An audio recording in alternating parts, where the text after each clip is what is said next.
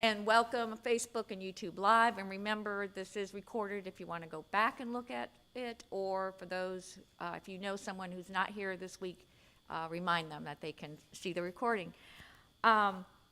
Next week, we have two more speakers. Next week, we have our own Rachel Grossman-Zach, and she tends to come to 9 o'clock. She grew up here in this church. She's going to be talking about okay, I got to get it right. Guardian ad litem. She works with Cabarrus and Rowan County. And then our October 23rd has been a change. We will not have a speaker as of now, but Terry Cheney will speak on October 30th about the Academic Learning Center, which is a tutoring program that's been around in Cabarrus County schools for several years. And we'll talk about the challenges and needs of our elementary school children. Today, we have Kris Edscorn, which I think many of you know him from CCM. He is the food program manager and has been with CCM for over 7 years.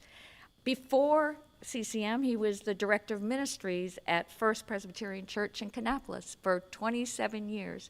Please join me in welcoming Mr. Kris Edscorn. Well, thanks so much, Karen, and thank you all for inviting me. And I look forward to sharing with you about my passion about food insecurity. And you heard my introduction. What about y'all? What about All Saints? In the past 12 months, All Saints has collected and donated 4,732 pounds of food to the Cooperative Christian Ministries food program. That's more than 2 tons.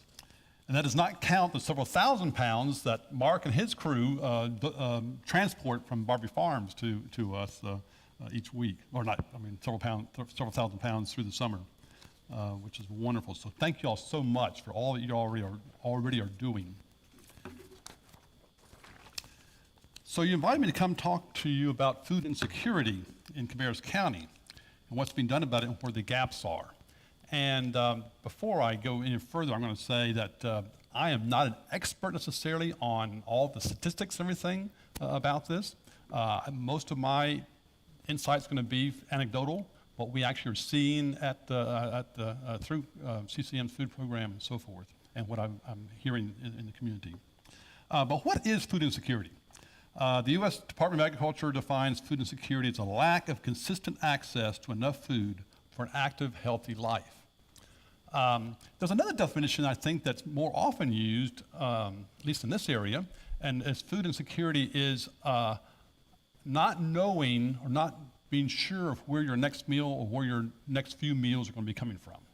It's more of a feeling than just a fact.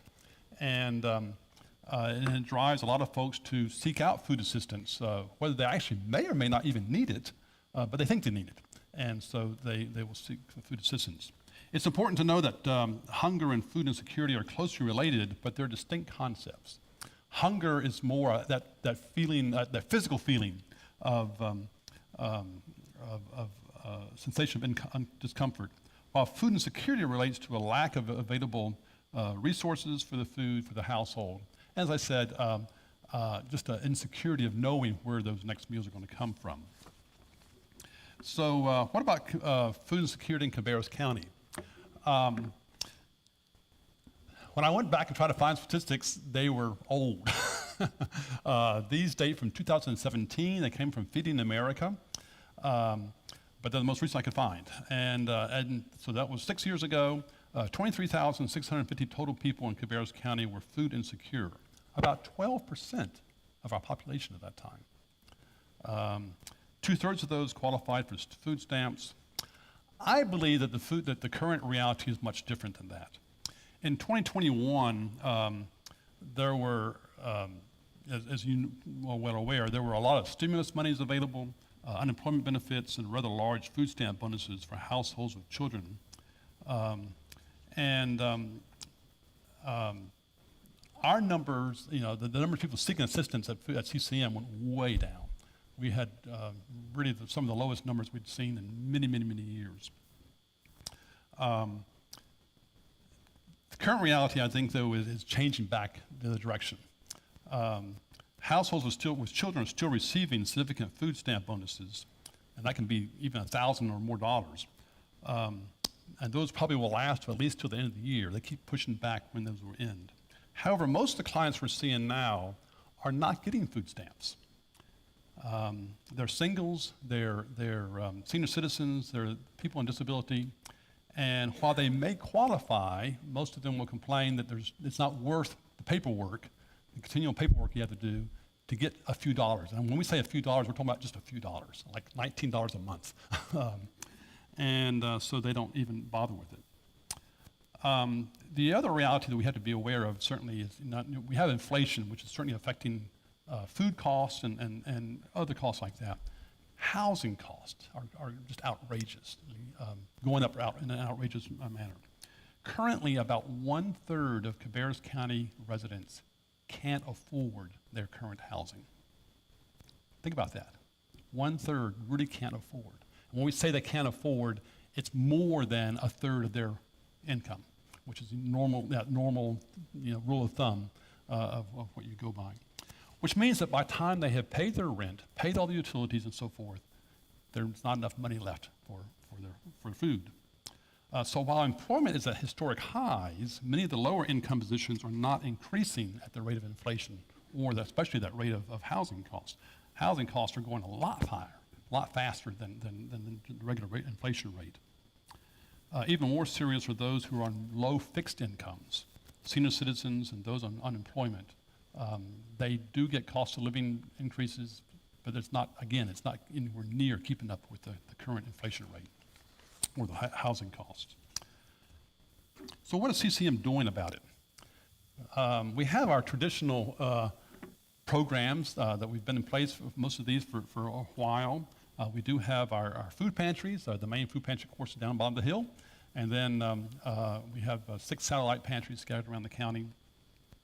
Our main pantry is open daily, Monday through Friday, and most of those satellite pantries are open once or twice a week. One's a monthly pantry. We do mobile food pantries, or have through this year anyway. Second Harvest, that's a partnership with Second Harvest and Food Bank in Charlotte, and they are rethinking that strategy. They're having a lot of issues with drivers and with food themselves, and so not sure that's going to happen next year or not, but it has happened for the last number of years. We're able to deliver large portions of food into neighborhoods, making it easier for folks to get some groceries.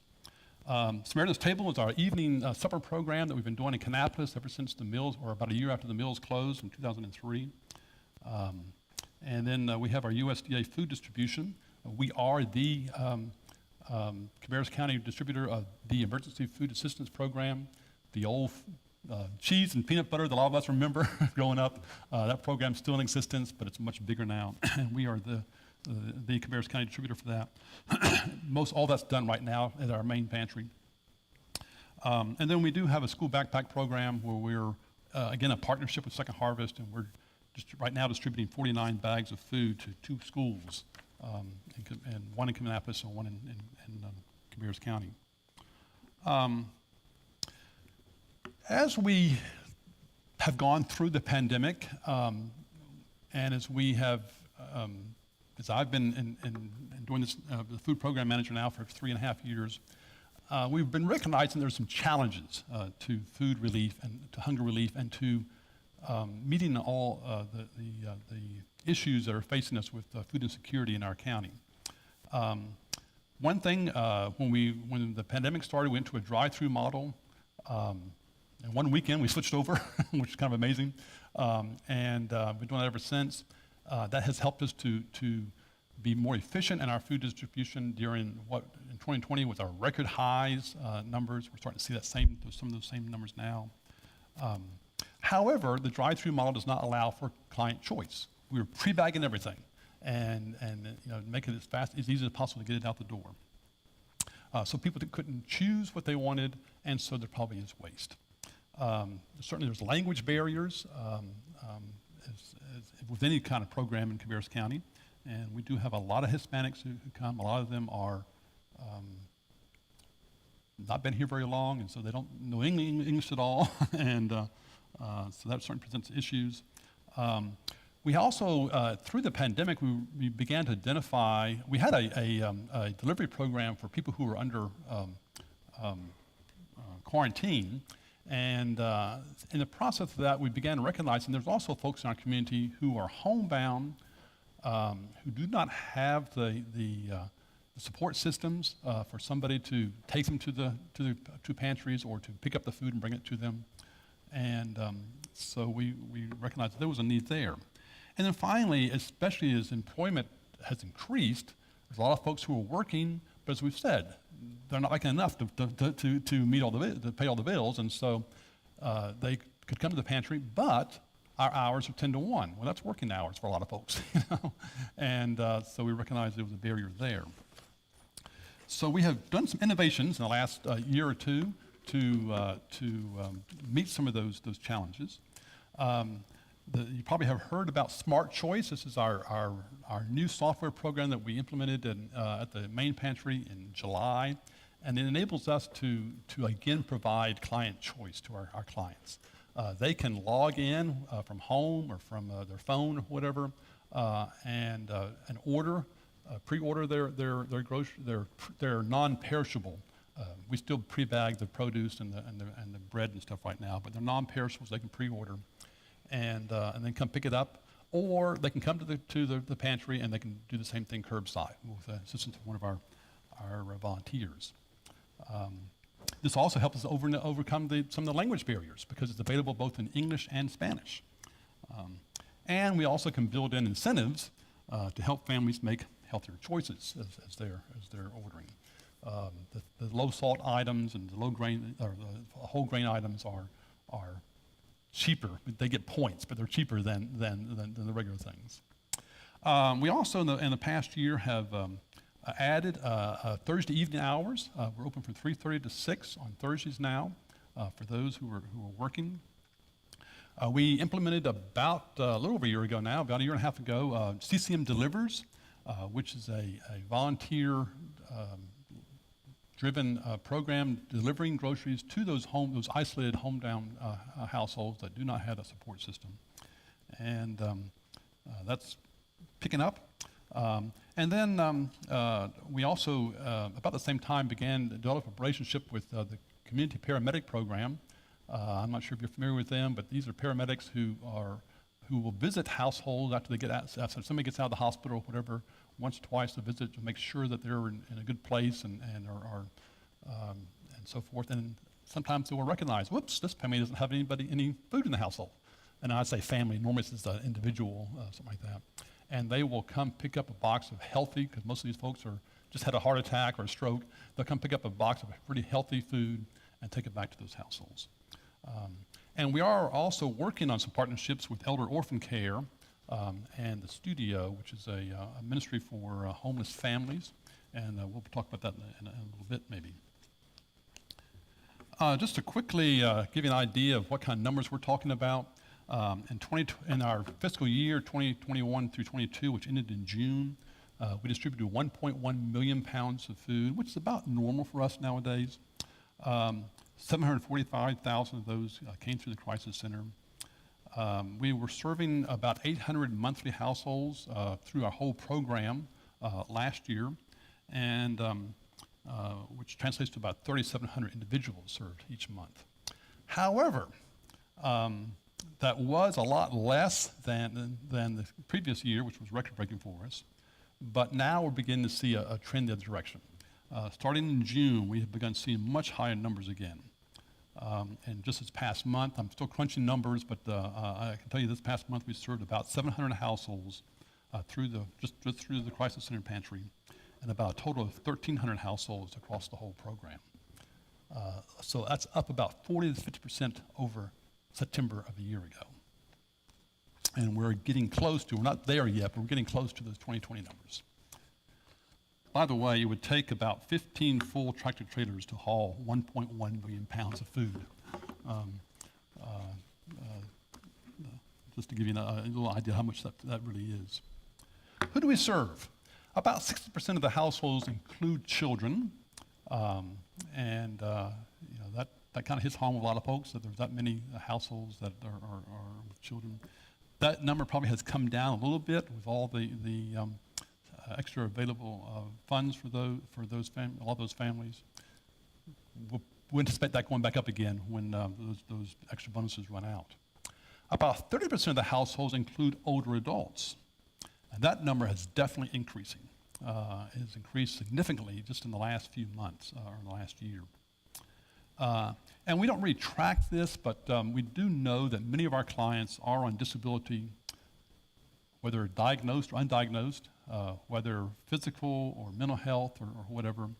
And most of those are getting the minimum amount of disability, and so it's very low income. I mean, we're talking about a few $1,000s a year, and it's barely it's really not at all a livable income at all.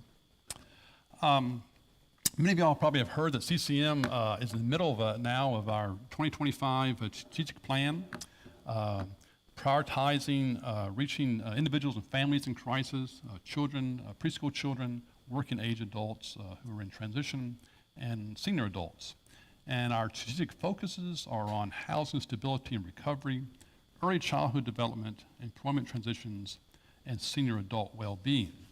Well, how does that translate to the food program? A few things that we're doing. We are just about to launch a program where we will be providing prenatal food boxes for expectant mothers.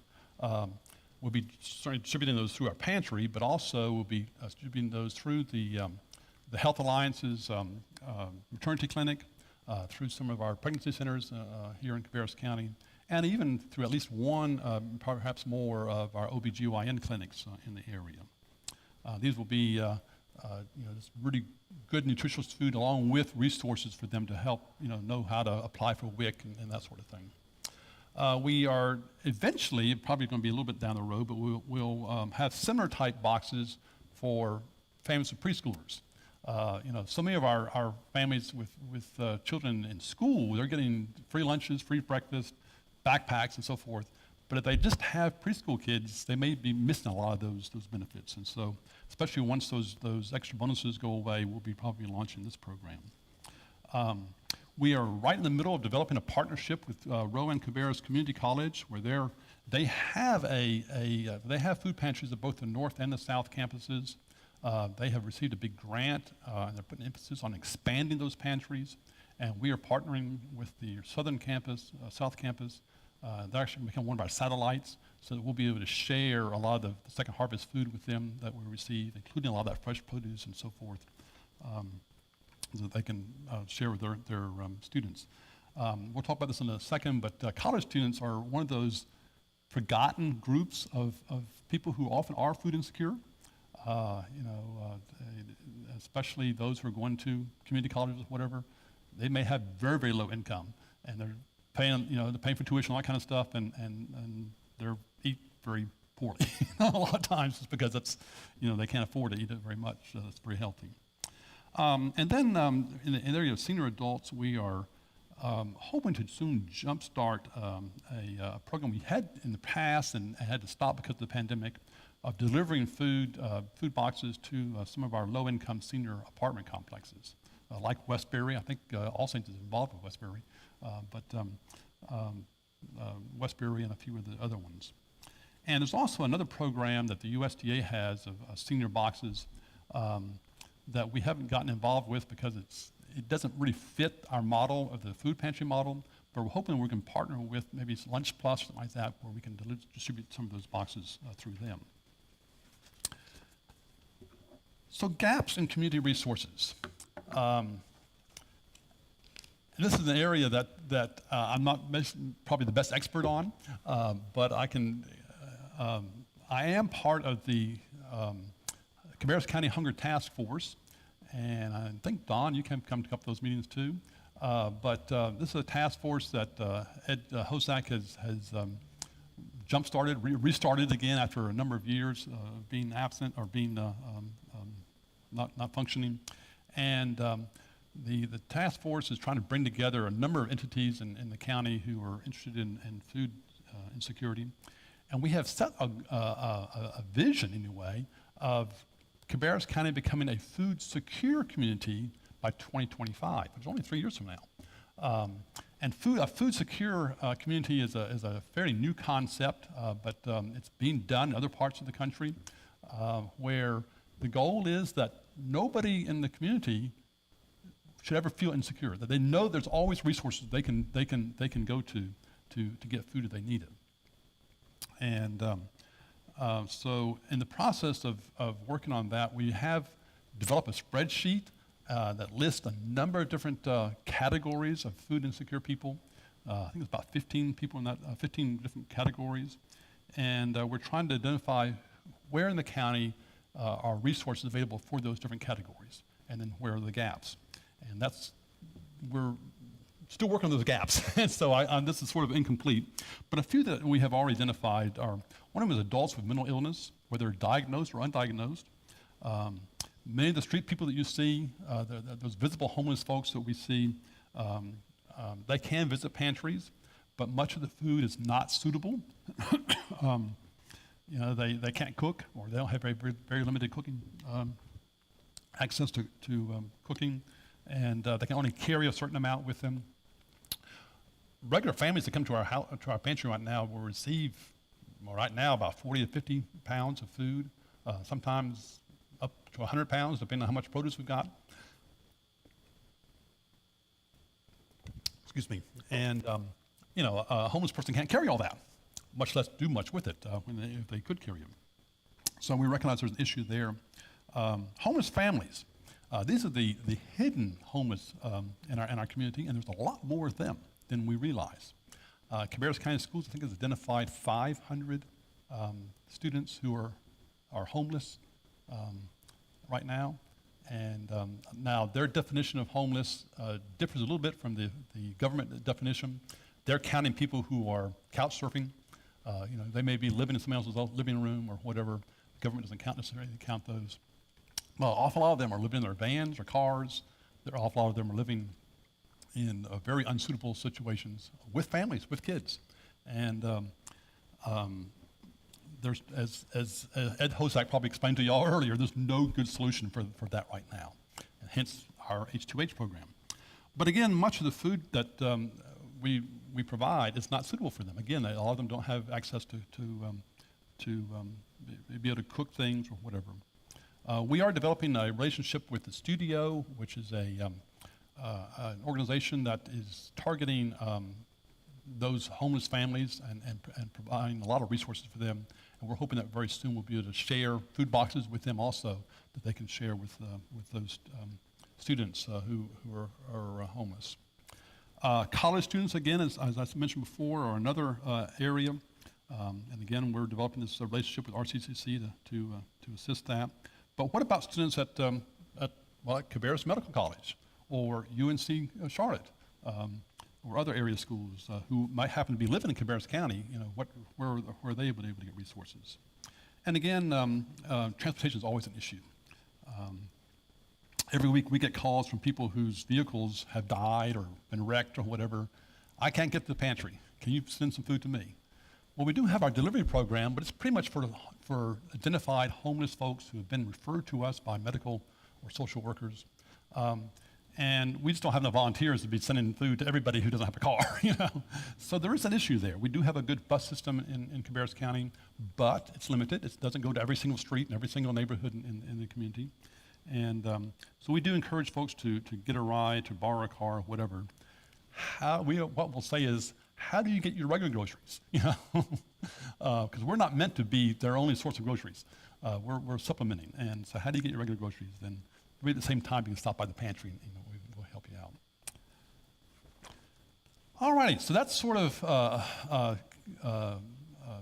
food insecurity in Cabarrus County in a nutshell. There's a lot more to it. And I've got a few minutes here, so what kind of questions do we have? And I'm going to read. We don't have this working, so I'm just going to repeat your question for you. Mark. Where are the other pantries that are around the county? Okay, so there's a lot of food pantries in Cabarrus County. I started out in the financial assistance area of CCM when I first started working there, And we would tell folks there's no reason that you can't get food almost every week if you want to. Certainly, our pantry is available, and people can come to our pantry once a month. The other big pantry in the area is Multiply Church's Cornfield Market down at the Dream Center, right across the highway from Multiply Church. And they serve families every 2 weeks, actually. They do a similar amount of food anyway. I'm not sure of their exact numbers, but the amount of food that we do. And then apart from our satellite pantries, there's Operation Breadbasket at First Missionary Baptist Church in the Logan community. Baptist Sharing House, I think, has a food pantry still. Salvation Army. Those are the bigger ones in Concord. In Kannapolis, Charity Baptist Church has a very nice pantry, and they're actually expanding that. And then we have 3 satellite pantries actually in Kannapolis. And then there's a lot of little church pantries. And then keep learning about more and more that churches that have pantries, most of those are very small, and they're mostly for their congregants or for their neighborhoods or whatever. They're not meant for everybody to come, and visit with those. But there is a lot of food available for those who know and have the time. Our satellite pantries. So we have one at in Kannapolis. We have them at Bethel Baptist Church, North Kannapolis Baptist Church, and West Point Baptist Church. And then in Concord, we have Westford Methodist Church down in 49. And then we have one at Bethel Church in Midland, which they're the monthly, they do once a month, but they do a big once a month. They serve 100 households on the second Saturday of every month. And then we also have a food, basically it's a food closet at the DHS office in Kannapolis for folks who are applying for food stamps. There's going to be a gap before they can actually get them. They may not be able to get to a pantry the next day or so, and they will give them basically a bag of food that will give them through a couple of days that we supply.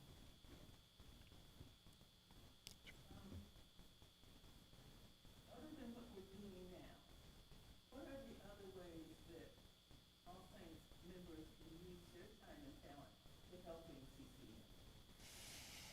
Good question, Dorothy. Dorothy's asking what are some other ways that the members of All Saints can be helping CCM, and we almost always have a need for volunteers of all kinds, and both men and women, so there's always that need. As we expand these delivery programs, we're going to need more and more people who are willing to do that kind of thing. Who are willing to on a monthly basis or so, or weekly basis, to help take food, whether it's to homebound folks, whether it's to the senior citizens, or to schools, or whatever, however it's going to work out.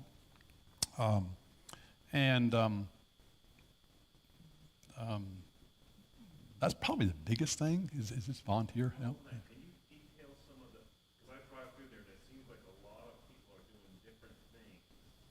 Could you detail some of the different volunteer jobs? Yeah, okay, so at our, What's the minimum yeah, time commitment? at our food pantry, we ask for folks to volunteer once a week, at least, on pretty much the same day each week.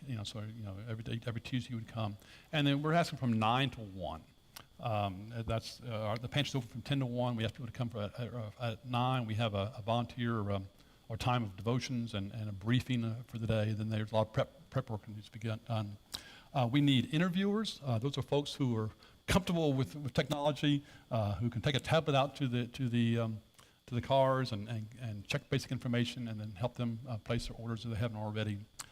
We have what we call pickers, who are in the pantry, and they're the ones who get the orders and quickly grab things off the shelves and put them in the basket and get the perishables and out the door.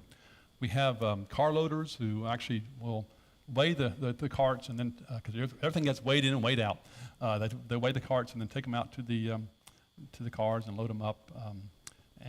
We have folks in the warehouse who are sorting food as it comes in, and who are packing some of the USDA food and so forth, and sorting the produce. And we get a lot of produce from stores, and a lot of that needs to be sorted and everything, and good and bad, and that sort of thing. We have people who come in after we close at 1, and we'll restock the shelves for the next day, bring the food from the warehouse into the pantry so it's ready to be picked for the next day. So those are some of the basics. And then certainly we need people to help with food pickups. Like I said, we go to a lot of grocery stores and mostly food lines and other stores and restaurants and pick up food, and we always are needing volunteers for that too.